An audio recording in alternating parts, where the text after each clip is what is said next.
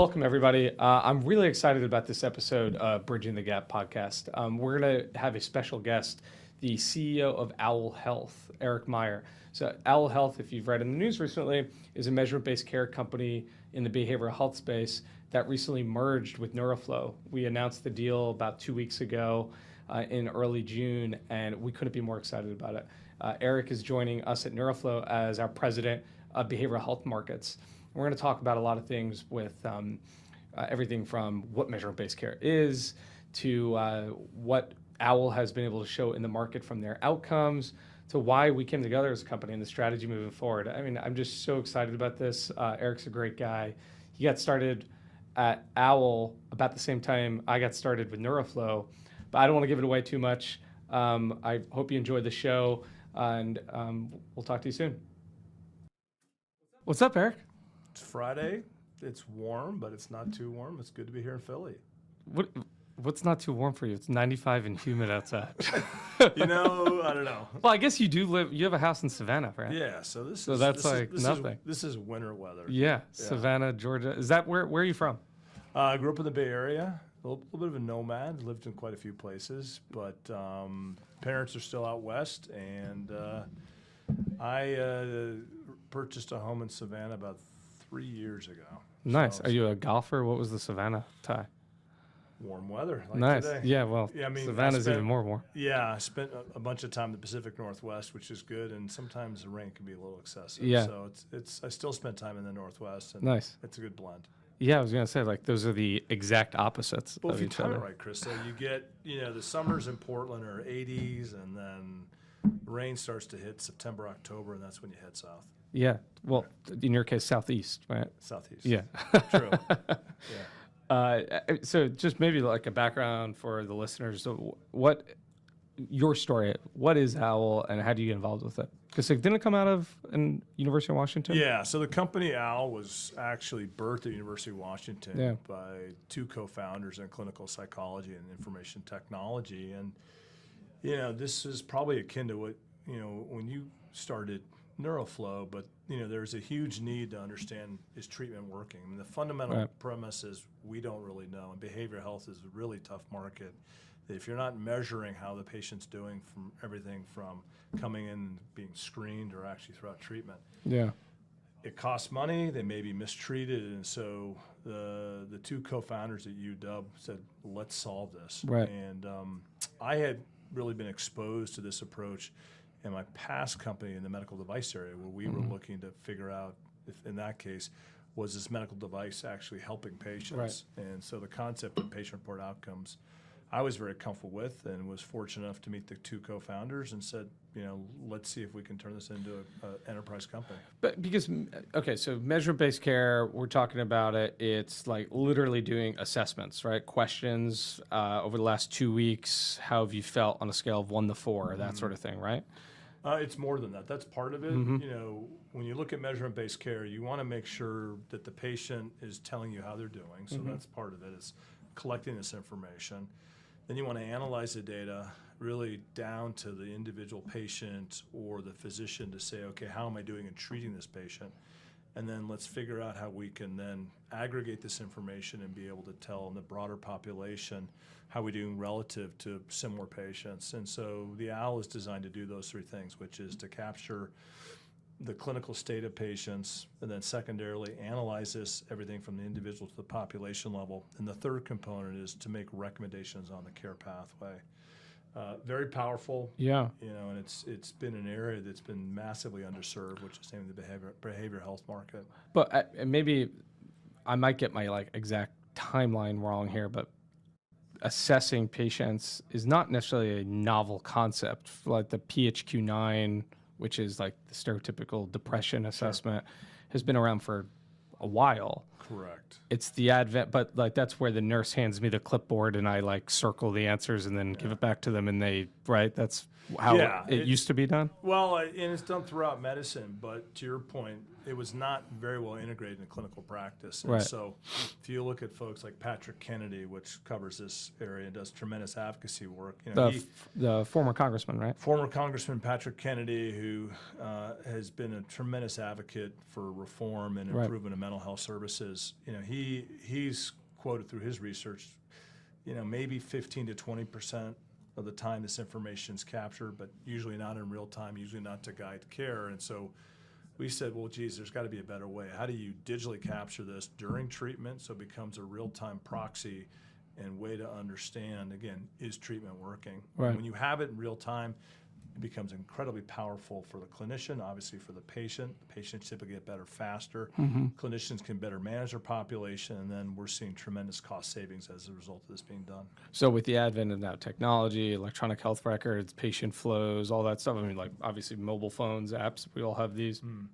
You can start to digitize that workflow to make it more scalable. I mean, that's the idea. And then actually make it actionable for the providers to help inform care. Is that what you're Exactly. thinking? Yeah, and it's all about comprehensive information, real time, to figure out if treatment's working, and if not, what do I do about it? Right. And it sounds very simple, but it's not been implemented well into the healthcare ecosystem. And I think companies like ours really have moved that forward. And we now, and one of the things we're so excited about as part of the NeuroFlow family is the ability to serve large populations, really that cut across all different environments, whether it's in the residential setting where there may be short stays, helping manage substance use situations, to inpatient, to outpatient, to helping understand how to triage patients from primary care to the behavioral health realm.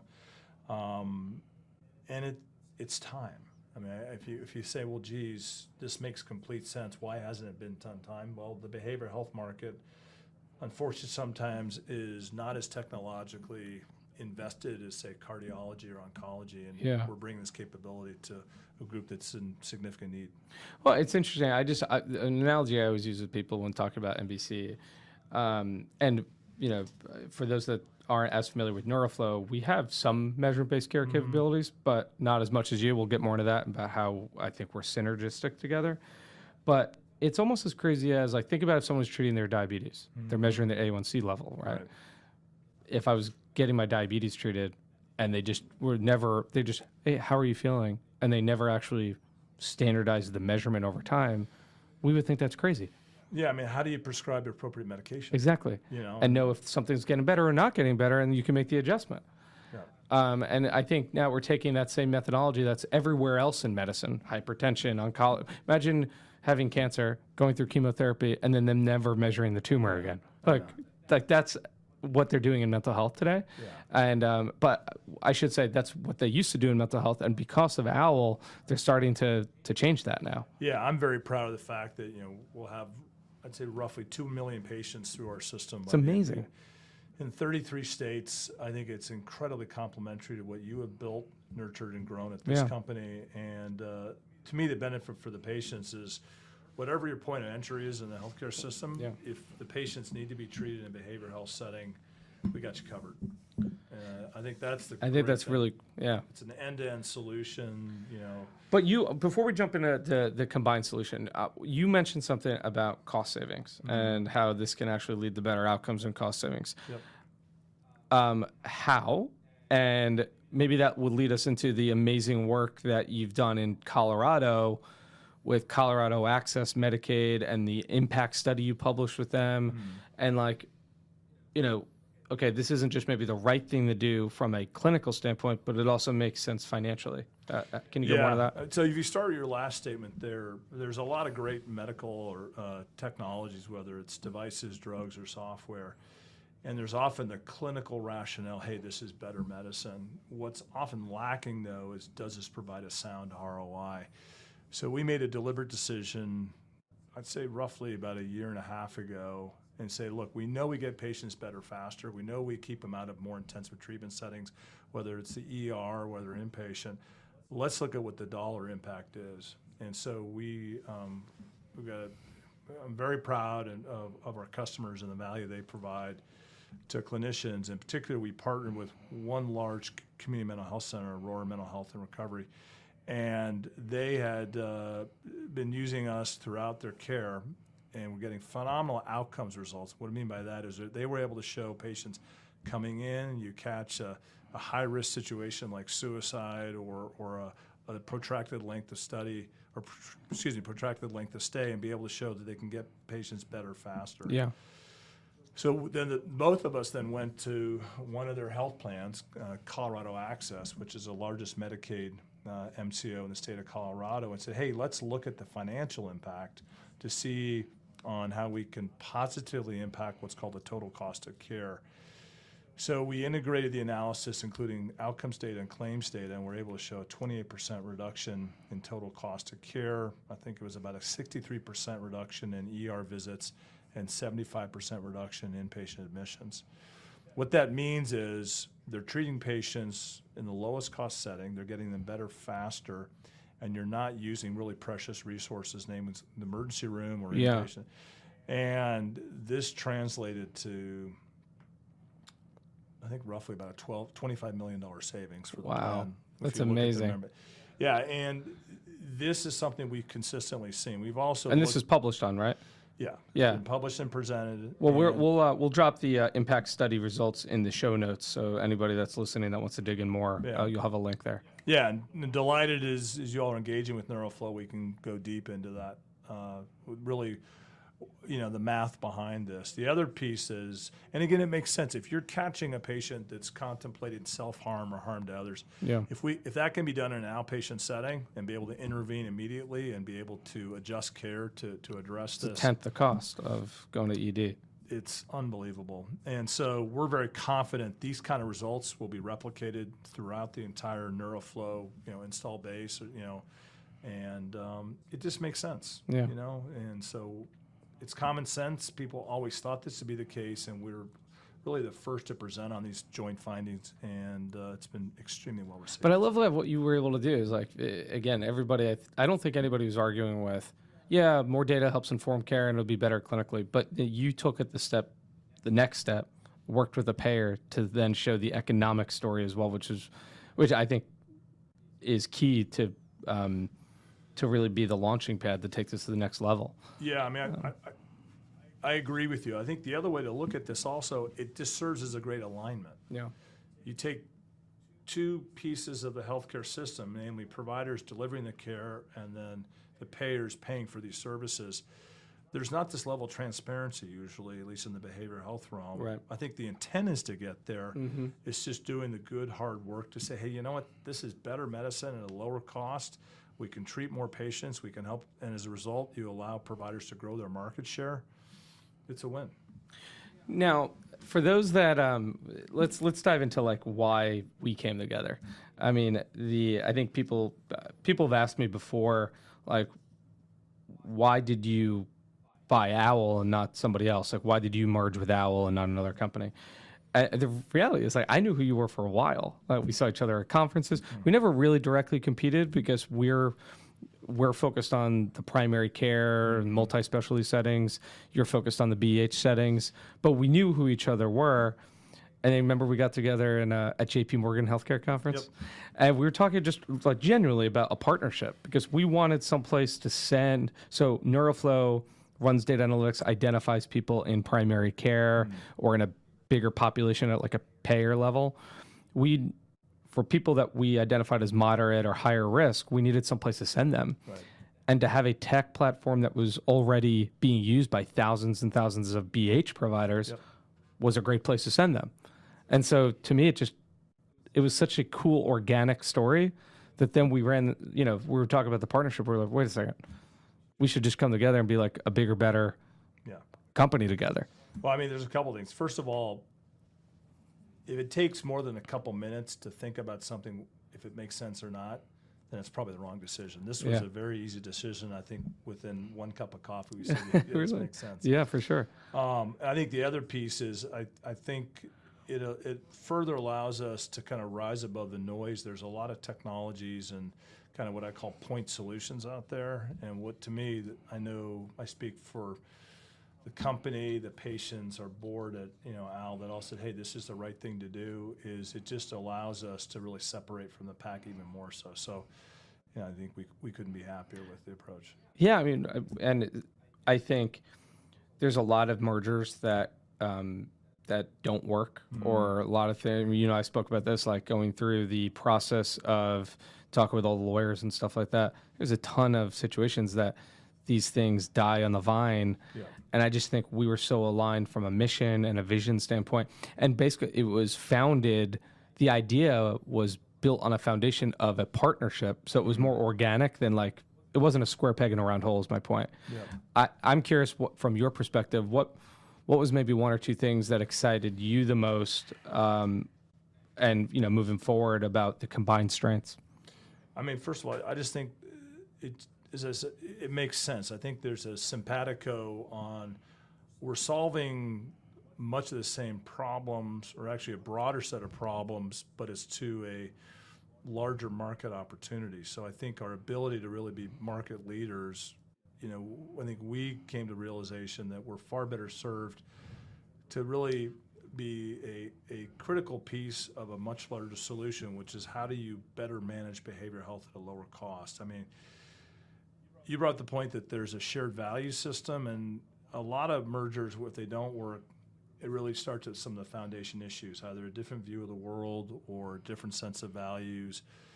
That's not here. If you look at the fact that our values are aligned, there's very mission-driven perspective for both companies.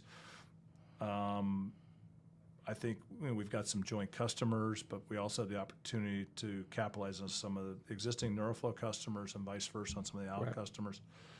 And again, I think this market, there's a lot of point solutions that were capitalized really at the beginning of COVID that, and so how do you rise above that and really become the dominant player to really serve the market with best-of-class solutions? This is what this feels like. Yeah, you mentioned the joint customers. What I loved from the get-go was the fact that we both had Ascension as our joint customer was proof in the pudding before we even started the conversation that this could work together, because a customer saw it. We just hadn't integrated the platforms yet. And you're at Ascension in the behavioral health providers. We're at Ascension in the primary care clinics. Let's tie those puppies together and provide our partner a more comprehensive end-to-end solution. I mean, it just gets me so excited. What do you think about using different sorts of data inputs for, everyone's talking about artificial intelligence today. NeuroFlow published a paper on using natural language processing algorithms and AI. Where do you think that we can go with using the plethora of data OWL has? You said 2 million patients. As a combined entity, we're bringing almost 17 million patients that we're supporting nationally. I think there's a lot we could do from like a predictive standpoint and so forth. What are your thoughts there? Yeah, I mean, I think the use of AI, we're seeing it start to be used in this area. I think it will only continue to. So part of it is going to be improving kind of the way where we can bring solutions to market faster. So I think that is an area that is ripe for innovation. I think the other point is how do we do a better job in understanding the populations we serve? The more data allows us to sub-analyze certain categories, whether it's certain comorbid medical conditions with behavioral, but also do more to predict so we can understand, okay, this patient is probably going to be a very expensive patient to manage. We've seen this movie, quote unquote, before, and how do we identify that and allow our customers say, you know what, there's some steps you should take to be able to better manage cost while not compromising quality. I think the big push, at least from a behavioral health lens, is going to be the next several years focused on quality. If you roll back the clock a couple of years ago, a lot of this was around access to care, which I think is being addressed. I think the fundamental opportunity is if we can improve quality and manage cost, that's what the market needs, and I think we're very well positioned at NeuroFlow to accomplish that. I want to address the elephant in the room. This only works, and I don't mean us as a company, I mean what you're talking about, measurement-based care and stuff like that, if it actually gets adopted. Right. We hear all the time, oh, this sounds great, but doctors are asked to do a million things in a day that are in addition to actually patient care. The last thing they want to do is have to log into another system and do stuff that adds more work to their workflow. So maybe in theory this sounds great, but I guess what would your answer to be a provider, whether they're a primary care provider or a BH provider, that this actually isn't going to inhibit their workflow? I mean, how have you addressed that? Well, I would say you're right, and I get it, and I think we understand time is the most precious commodity, whether you're a patient or a clinician. So whatever we collectively do, let's make your job easier. Otherwise, this will be relegated as a footnote in a research project. So there needs to be kind of a maniacal focus to make sure as our solutions continue to go to market, or we look at kind of a tighter integration opportunity. Let's look at this almost from a how do we make things simpler? So part of it is how do you integrate in the workflow, but secondarily is how do we integrate into your existing system? So whether it's a tightly integrated solution that works with the existing EHR or allows a faster way to analyze the data to be able to look at the population level, we got to be mindful of that. So that's a constant battle, in my sense, in the digital health space, where you want to add more and more functionality, but not at the expense of time. Exactly. Yeah, I think at NeuroFlow, I love the word configurability. So really designing the platform technology to not be so rigid, but to be able to take bits and pieces that are needed by certain people, may not be needed by others, to actually fit in their workflows. And then, obviously integration is key to that, so that there's one source of truth. I tell people all the time, like, if you believe in measurement-based care, which I think we all do, the evidence is resounding, both from an outcomes and a cost perspective.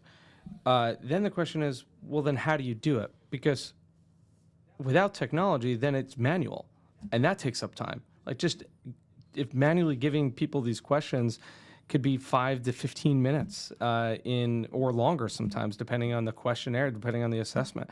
And so I think being able to do that before the appointments, being able to do it remotely, being able to risk stratify so that you're only having to actually highlight the riskiest patients, you can save a ton of time. And then, our chief medical officer, Dr. Zabler, always says enabling providers to operate at the top of their licensure, so they're not doing administrative work with paperwork all the time. I think it's a good point. I mean, if you go back to, we got to be maniacal on our focus of delivering value, of which time is a component of that. And I think that's job number one. We have a responsibility to make life easier for these folks. And, also say, you know what? And I'm very proud of some of the things that we've been able to show. We've seen a number of customers be able to actually reduce the time per encounter. Really? Yeah, just due to the fact that we're taking, to your point, critical information, capturing clinical outcomes, providing kind of the ability to know, okay, we need to take an action plan immediately, or this patient's tolerating their medication quite well, we can step down. And if you can get to sort of the meat of an encounter and be able to get rid of some of the administrative work, which is completing these outcomes and assessments, we've seen, actually, like I said, encounters being able to be reduced, which means you can treat more patients, clear wait lists, and more clinically appropriately treat these patients. Well, Eric, I've always said that I love, there's a lot of things that are frustrating about being in healthcare, and that's probably another show we could do it on. But one of the things I love about being in healthcare is that it's not just about the business and about the economics. It's also about the impact. I mean, it does have to be about both, to your point. Otherwise, it's just a research project. But I genuinely believe that us coming together is able to help that many more patients and see tremendous outcomes, both for the patients and our providers and the payers that we're working with. So thanks for joining me on this journey with NeuroFlow. Thanks for joining me today on this show. We're really excited to have you as part of the NeuroFlow team. For the listeners out there, you can learn more about us and the joint entity at neuroflow.com. That's neuroflow.com. You could reach me at chris@neuroflow.com, Eric at Eric Meier at neuroflow.com. We'll drop those in the show notes. And Eric, just thanks again. Pleasure to be here, and thank you for the opportunity, and ready for a great ride. Onwards and upwards.